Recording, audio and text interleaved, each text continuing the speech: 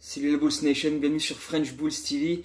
Ça fait quoi, moins d'une semaine que j'ai posté la dernière vidéo et on a vu entre temps du changement, donc on va parler de ça, du changement dans le 5 de départ, mais pas que. Puisque quand j'ai posté la dernière vidéo, on était à la mi-saison tout pile, hein, avec 36 matchs disputés sur 72. On a fait une sorte de bilan avec les performances un petit peu en dents de scie, pour pas dire autre chose, de Wendell, de Kobe, de Markkanen, etc.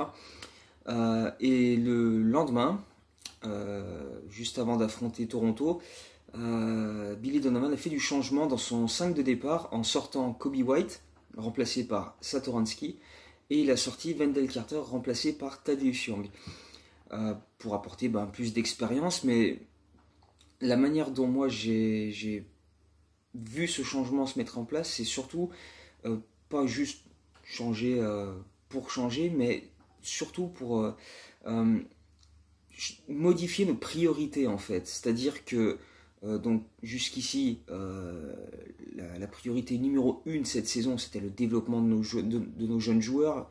Comme on l'a dit tout au long de la saison, hein, Kobe, Markkanen, Wendell, les développer au maximum, leur laisser un maximum de temps de jeu, d'opportunités, de faire des erreurs, mais d'apprendre de ces erreurs aussi pour progresser. Ils ont eu beaucoup de temps de jeu, ils ont fait beaucoup d'erreurs. Il n'y a pas forcément une progression folle hein, sur ces 36 matchs-là. Même si, comme j'avais dit dans la dernière vidéo, Markkanen est un petit peu exempt parce qu'il a loupé plus de la moitié des matchs. Mais bon, ça fait quand même beaucoup de blessures au fil des ans pour Markkanen. Mais bref, c'est pas le sujet. Et donc, cet objectif numéro 1 a légèrement été basculé, ou du moins modifié. C'est-à-dire que maintenant, la priorité, c'est de gagner des matchs, c'est d'essayer de lutter pour une place en play-off, en play-in. Thaddeus Young a dit on veut finir dans les 6 premiers pour pas avoir à se taper les matchs à élimination directe du play-in. Donc voilà, l'ambition maintenant elle est là, c'est de gagner des matchs, c'est de grimper au classement, c'est de s'offrir une fin de saison un peu plus solide pour la prolonger au-delà de la dernière journée de la saison régulière. Et c'est une autre forme d'apprentissage pour nos jeunes joueurs. Donc ils vont avoir moins de temps de jeu, moins de minutes, moins de responsabilités aussi.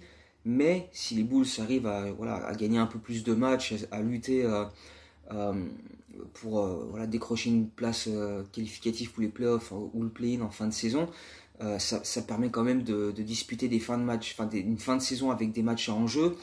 Ce que les Bulls n'ont jamais fait avec ces joueurs-là dans l'effectif. Donc, vu qu'à chaque fois, on n'essayait pas forcément de gagner. Et donc, du coup, c'est plutôt de cette manière-là que le développement et emmagasiner de l'expérience va se faire, tu vois, avec des matchs à enjeu, gérer match après match, tu vois, garder un œil un peu plus concerné sur le classement, tu vois, essayer de dire, bon, celui-là, faut absolument pas le perdre, nanana, essayer d'enchaîner des victoires, etc. Avoir vraiment ces habitudes au quotidien. Et voilà, c'est plus de cette manière-là que le développement va se faire à partir de maintenant.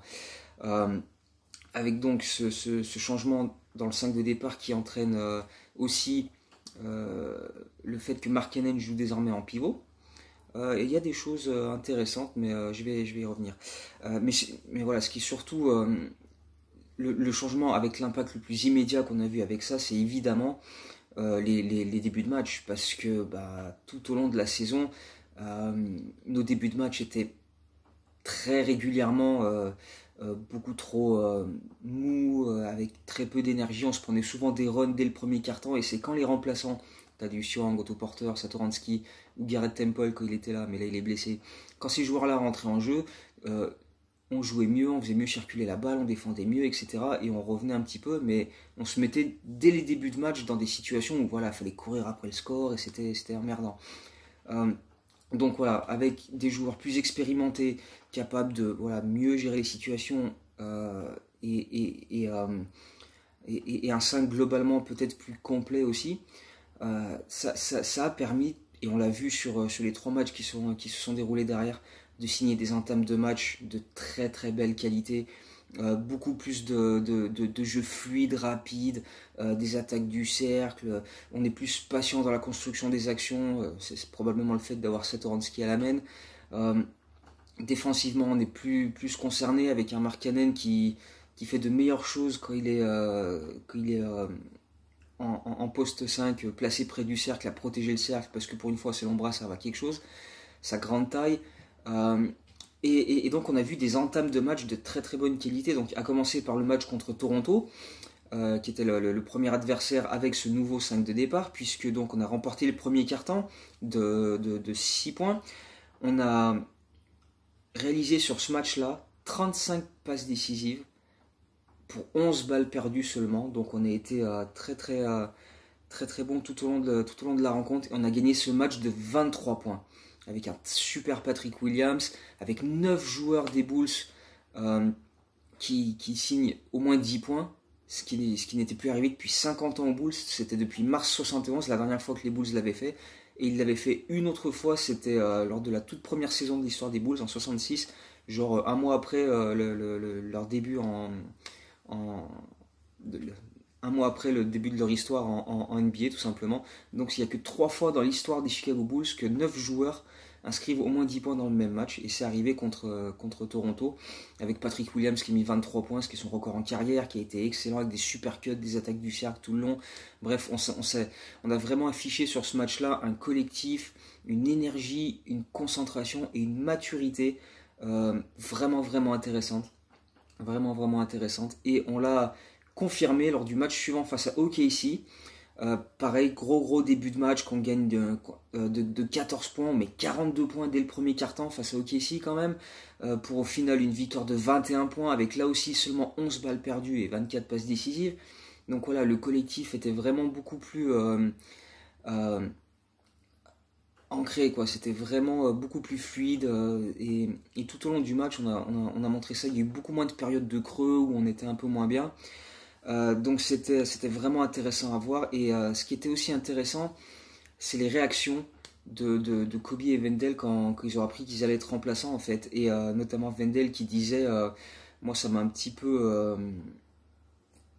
ouvert les yeux, quoi. C'est comme s'il avait eu besoin de ce boost là pour se dire bon, ça fait quand même un moment que je fais pas grand chose. Mais il est très honnête avec ça. Wendell, il l'a reconnu, il dit c'est vrai que dernièrement j'étais pas franchement au top, et peut-être que c'était le coup de pied au cul dont j'avais besoin pour me réveiller. Et c'est vrai que sur le premier match contre Toronto, il a été extraordinaire, parce qu'à peine il est rentré en jeu, on l'a vu attaquer le cercle avec énergie, mettre des post-up, prendre des rebonds, mettre des contres, des trucs qu'on ne voyait plus faire sur les derniers matchs, comme si, tu vois, est-ce que peut-être à un moment inconsciemment il s'est dit ouais, de toute façon que je joue bien ou mal, je vais être titulaire. Et là, tu vois, il s'est dit ah merde, du coup je peux perdre ma place, bon bah je vais peut-être me bouger.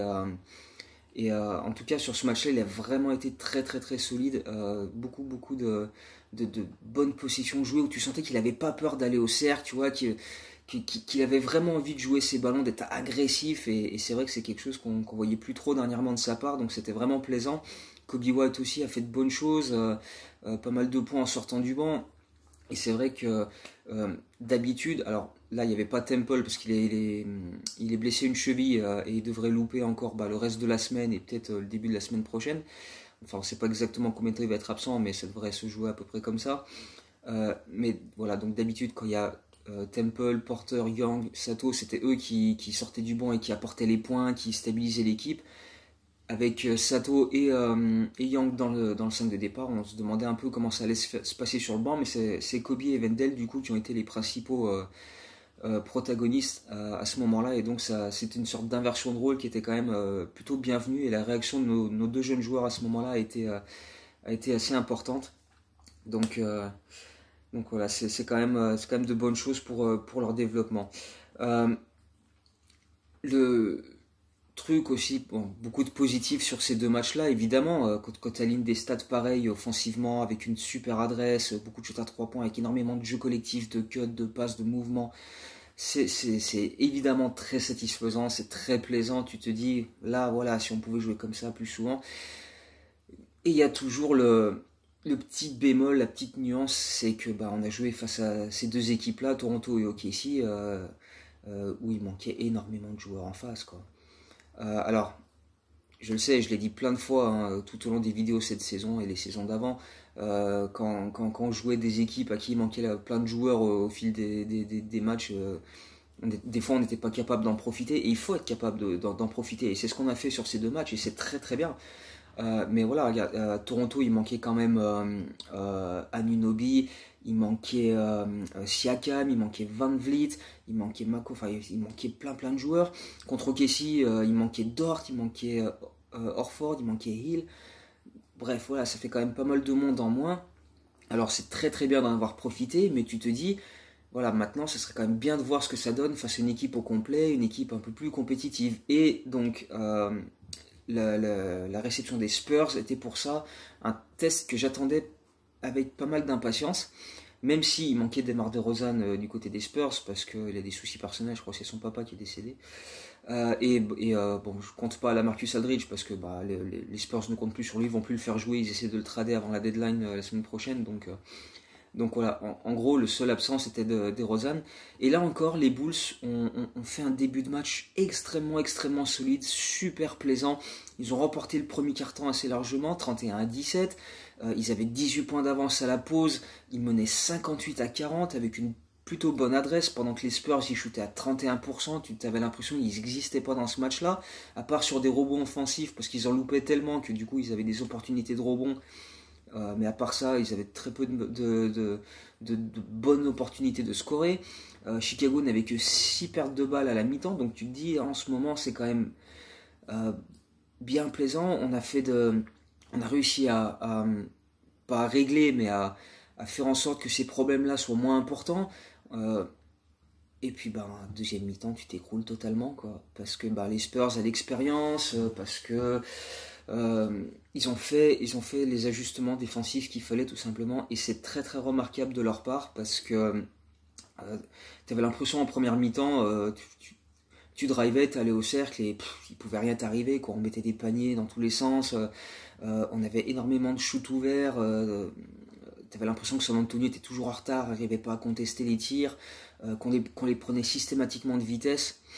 Et en deuxième mi-temps, je sais pas ce que Pop leur a dit à la mi-temps, mais c'était une équipe différente en fait. C'est comme si on avait affronté, je sais pas, l'équipe de G-League des Spurs en première mi-temps et les San Antonio Spurs 2014 en deuxième mi-temps. C'était assez incroyable l'écart de niveau entre les deux équipes, notamment défensivement, parce qu'ils ont fait des ajustements absolument monstrueux. C'est-à-dire que, en fait, monstrueux, oui et non, c'est juste qu'ils ont observé des matchs et ils se sont rendus compte que c'est malgré tout encore assez facile de perturber les Bulls.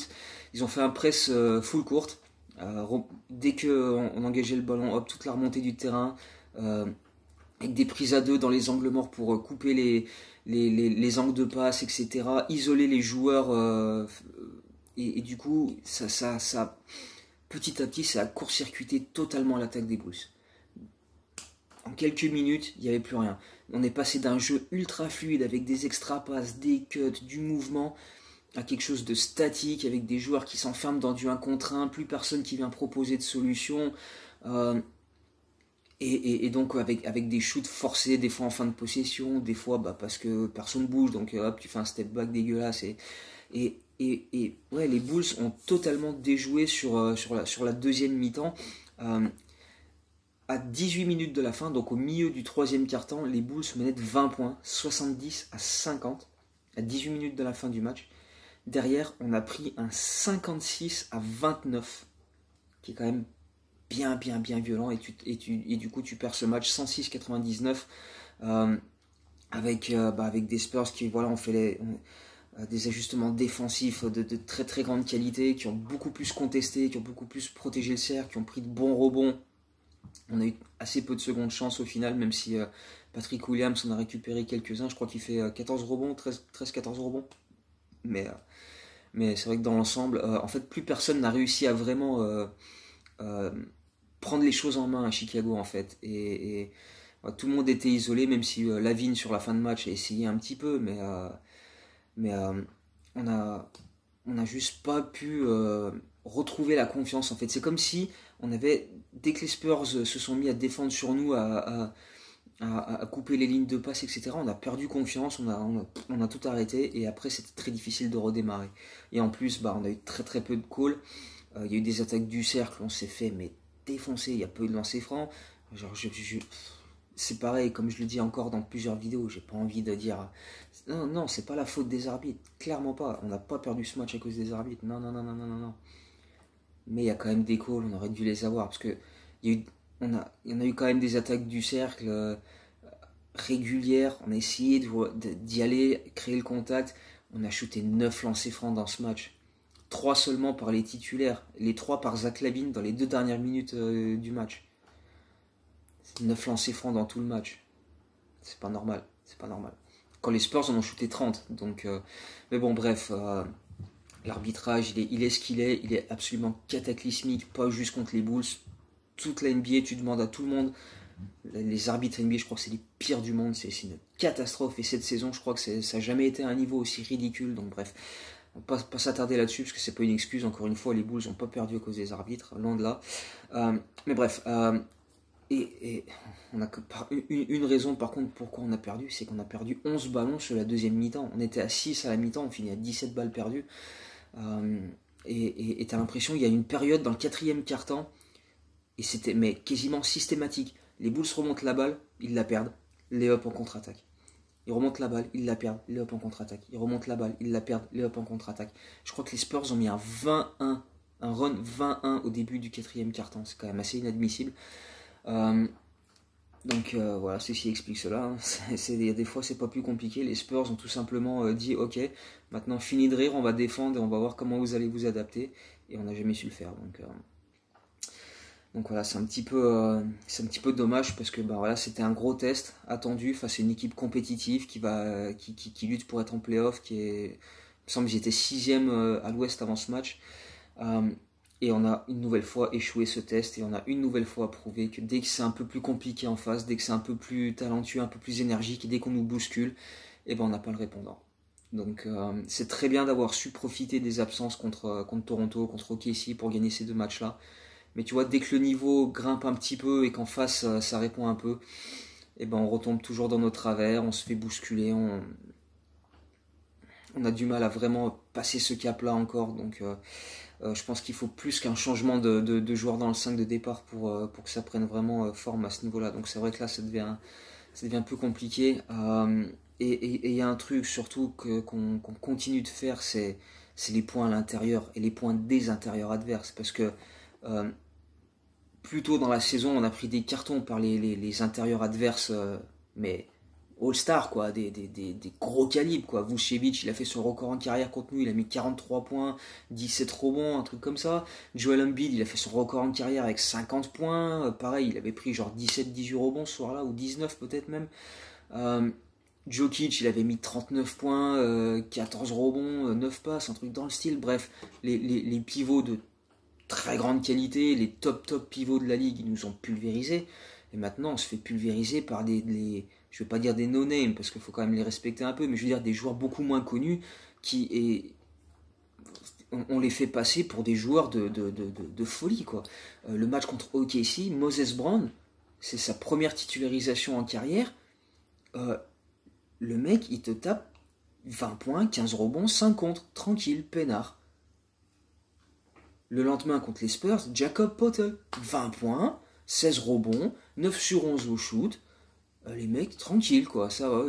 Tu joues contre les Bulls, t'es intérieur, t'es royal, hein, tu vas les 2 pieds en éventail et vas-y. Hein. C'est Dwight Howard, bon maintenant qui a un statut de remplaçant en NBA, mais il avait réalisé son record cette saison avec 18 points en genre 24 minutes à 8 sur 12 et 12 rebonds en sortant du banc face à nous, le match de la reprise contre les Sixers.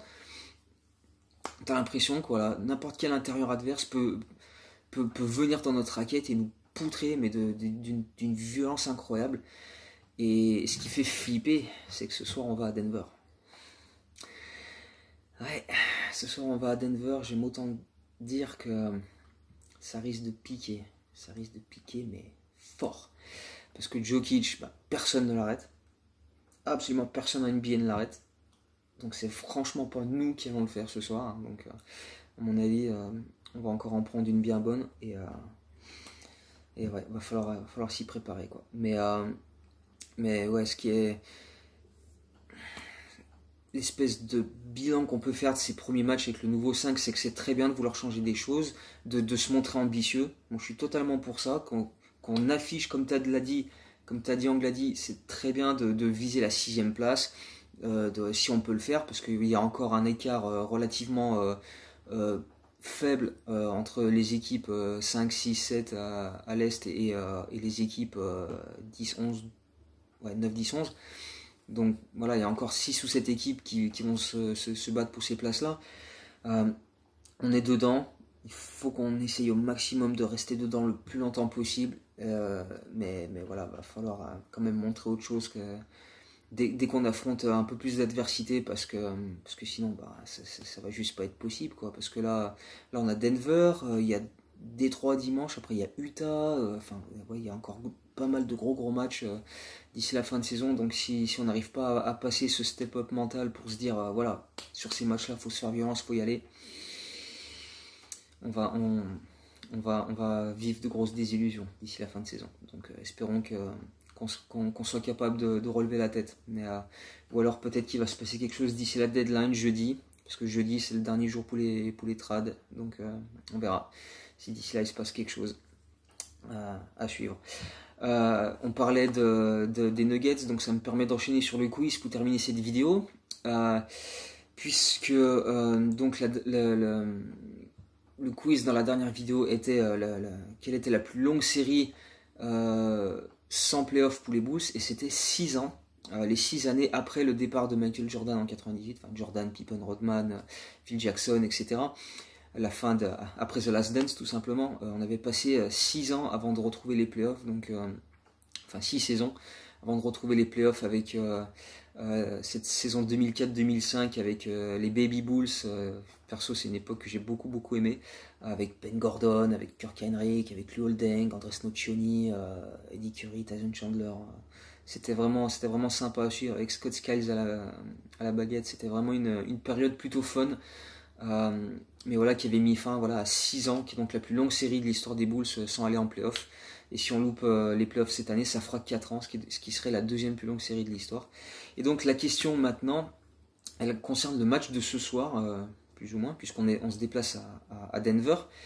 Et Denver, c'est un endroit où on gagne presque jamais. Presque jamais. Parce que justement, depuis 98 et The Last Dance, on a gagné une fois sur le parquet de Denver. Donc voilà, dites-moi, la question c'est en quelle année? Quelle saison? Dans quelle saison on est allé gagner à Denver une seule fois depuis 1998? Donc ça commence à faire beaucoup, et je serais très étonné qu'on y arrive ce soir.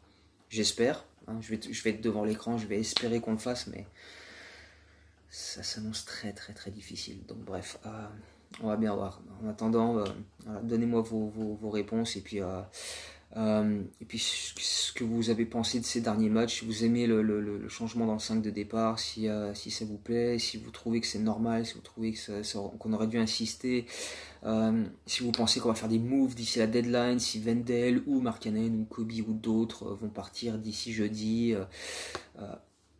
Voilà, donnez-moi vos avis, dites-moi tout ça, et puis entre temps on se retrouvera pour les live tweets, à commencer par ce soir contre Denver, et puis les articles, les récaps, etc. Donc voilà, d'ici là, portez-vous bien et à très bientôt. Go Bulls.